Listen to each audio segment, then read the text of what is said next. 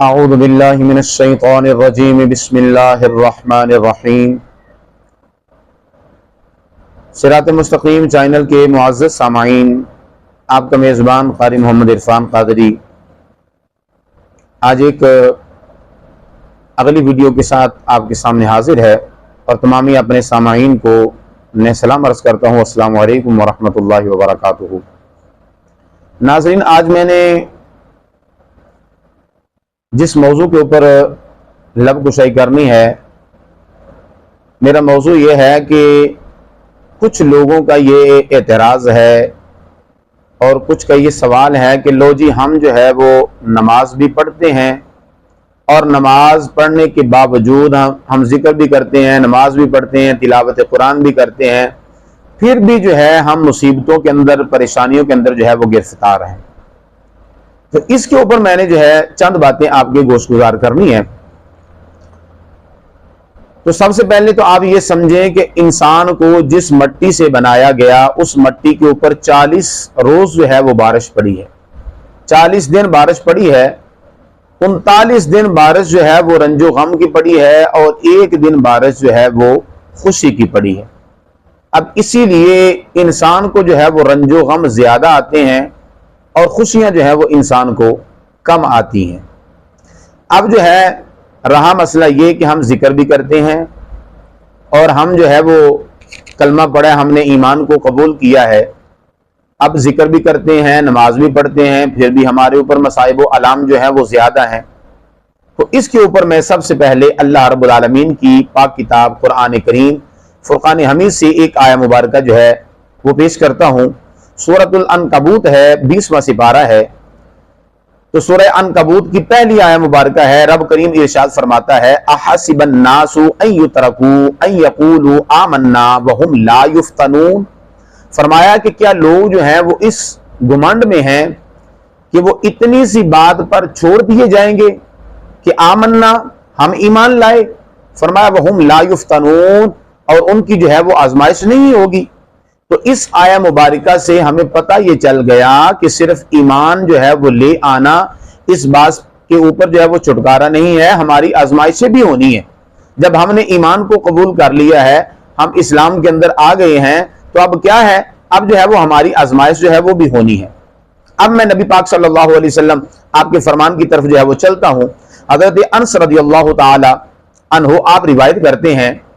کہ نبی کریم صلی اللہ علیہ وسلم آپ نے ارشاد فرمایا کہ بڑا ثواب بڑی مصیبت کے اوپر ہے، بڑا ثواب بڑی مصیبت کے اوپر ہے، اور جب اللہ رب العالمین کسی سے محبت کا ارادہ فرماتا ہے، رب تعالیٰ کسی سے پیار فرماتا ہے، تو اللہ رب العالمین اس کے اوپر آزمائشیں ڈال دیتا ہے۔ اور نبی پاک صلی اللہ علیہ وسلم آپ فرمانے لگے کہ جب بندہ اس کے اوپر راضی ہو جاتا ہے، یعنی جو مصائب و علام جو ہے وہ آئے ہیں، مصیبت آئی ہے، آزمائش آئی ہے، بندہ اس کے اوپر راضی ہو گیا، تو حضور علیہ السلام آپ نے فرمایا اللہ بھی اس سے راضی ہو جاتا ہے، اور جب بندہ ناراضگی کا اظہار کرتا ہے تو اللہ بھی ناراض ہو جاتا ہے۔ اور دوسری حدیث مبارکہ سماعت فرمائیں، حضرت سعد رضی اللہ تعالی عنہ آپ فرماتے ہیں کہ میں نے نبی پاک صلی اللہ علیہ وسلم آپ کی بارگاہ میں عرض کیا کہ یا رسول اللہ صلی اللہ علیہ وسلم، سب سے زیادہ سخت آزمائش جو ہے وہ کس پر آتی ہے؟ تو کریم آقا صلی اللہ علیہ وسلم آپ نے ارشاد فرمایا کہ انبیاء کرام علیہم السلام جو ہیں ان پر سب سے زیادہ مصیبت اور آزمائش سخت آتی ہے۔ پھر نبی پاک صلی اللہ علیہ وسلم آپ نے ارشاد فرمایا درجہ بدرجہ، جتنا زیادہ جو ہے وہ مقرب ہے اتنا ہی اس کے اوپر آزمائش و مصیبت جو ہے وہ زیادہ آتی ہے۔ اور نبی کونین صلی اللہ علیہ وسلم آپ نے ارشاد فرمایا کہ آدمی کی آزمائش جو ہے وہ اس کے دین کی وجہ سے ہوتی ہے، یعنی جتنا دین جو ہے اس میں ایمان بندے کا مضبوط ہوگا، جتنا اس کا وہ دین میں اعلیٰ ہوگا،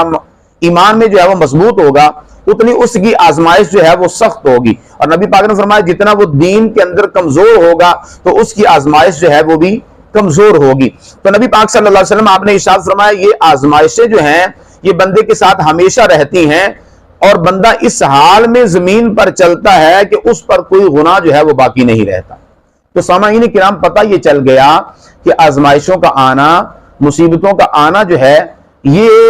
کیا ہمیں فائدہ دیتا ہے؟ اس سے بندہ جو ہے وہ اجلا ہوتا ہے، یعنی اس کی دھلائی ہوتی ہے، اس کا ایمان جو ہے وہ نکھر جاتا ہے، اور بندہ جو ہے جتنا زیادہ اس کا ایمان دین جو ہے وہ مضبوط ہوگا، اتنی ہی زیادہ اس کے اوپر مصیبتیں اور پریشانیاں جو ہیں وہ زیادہ آئیں گی، آزمائشیں زیادہ آئیں گی۔ اب رہا مسئلہ مال کا، تو مال جو ہے نا، یہ دنیا میں سب سے زیادہ جو دین کے دشمن ہیں نا، ان کے پاس مال ہے۔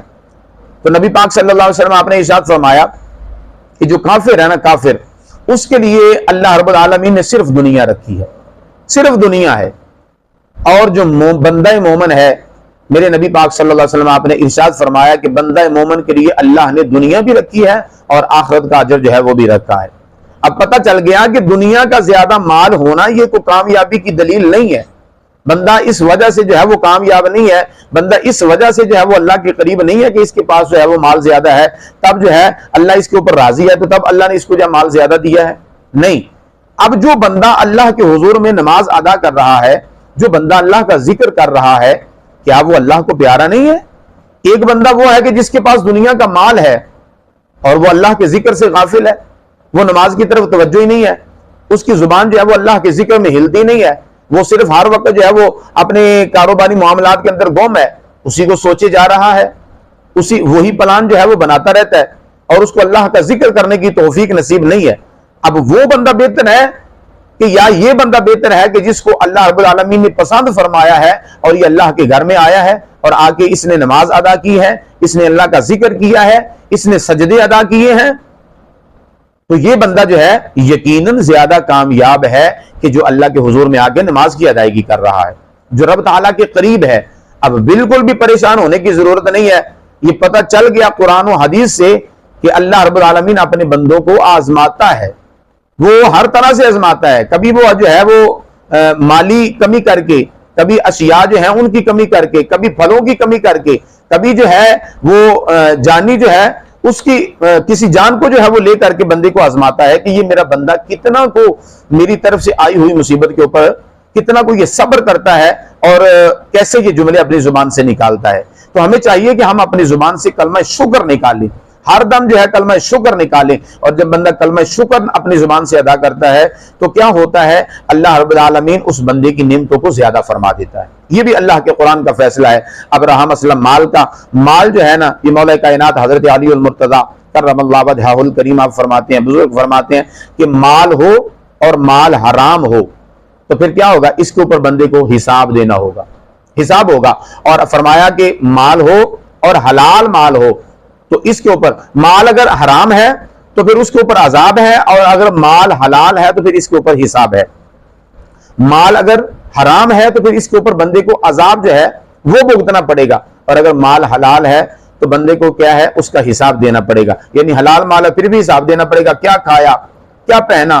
کیا کیا جو ہے تو نے مال سے کیا، تو بندے کو حساب دینا پڑے گا۔ اور اگر مال کم ہے، اللہ نے اپنے بندے کو چن لیا ہے کہ یہ میرا بندہ میری بارگاہ میں آتا ہے، آئے اور میرا ذکر کرے، نماز کی ادائیگی کرے، اور قرآن کریم کی بندہ تلاوت کر رہا ہے، درود پاک نبی پاک کی ذات مبارکہ پر پڑھ رہا ہے، تو یہ اپنے آپ کو خوش قسمت جانے کہ اللہ رب العالمین نے اس بندے کے لیے آخرت میں بہت بڑا جو ہے وہ اجر رکھا ہوا ہے، اللہ اس کو آخرت کی نعمت دے۔ اب جو دنیا ہے، دنیا یہ تو بالکل قلیل ہے، رب العالمین نے ارشاد فرمایا قل متاع الدنیا قلیل، یہ دنیا جو ہے یہ تو تھوڑی ہے، بالکل قلیل ہے۔ اب جو قلیل ہے اس کے لیے ہم اتنے پلان اور اتنی تیاریاں کرتے ہیں، اس کے لیے اتنے فکر مند ہیں، اور جو طویل ہے پتہ نہیں مطلب مرنے کے بعد پھر کسی نے واپس ہو نہیں آنا نا، پھر ہزاروں سال قبر میں رہے گا، قبر سے نکل کے میدان محشر جب قائم ہوگا پھر وہ جنت میں چلا جائے گا۔ تو اب یہ بندہ اچھے اعمال کرے گا، یہ جنت کی ذکر کرے گا، یہ جو ہے اللہ رب العالمین کی بارگاہ میں ذکر و فکر سے وقت گزارے گا، تو پھر کیا ہوگا، پھر جو ہے اس بندے کو آخرت کی جزا جو ہے وہ جنت کی صورت میں ملے گی۔ میں انشاءاللہ الکریم کسی دن جنت کے حوالے سے بھی بات کروں گا کہ جنت جو ہے وہ کیا ہے، جنت کے اندر کیسی کیسی نعمتیں ہیں، اور جنت کے اندر جو ہے وہ ماحول کیسا ہوگا، یہ بھی میں انشاءاللہ عرض کروں گا۔ تو ہمیں جو ہے وہ نماز ادا کر کے خوش ہونا چاہیے، اگر اللہ کی طرف سے آزمائش آئے تو اس کے اوپر صبر کرنا چاہیے۔ اللہ تعالی ہمیں آزمائشوں کے اوپر صبر کرنے کی توفیق عطا فرمائے، آمین ثم آمین بجاہ النبی الکریم۔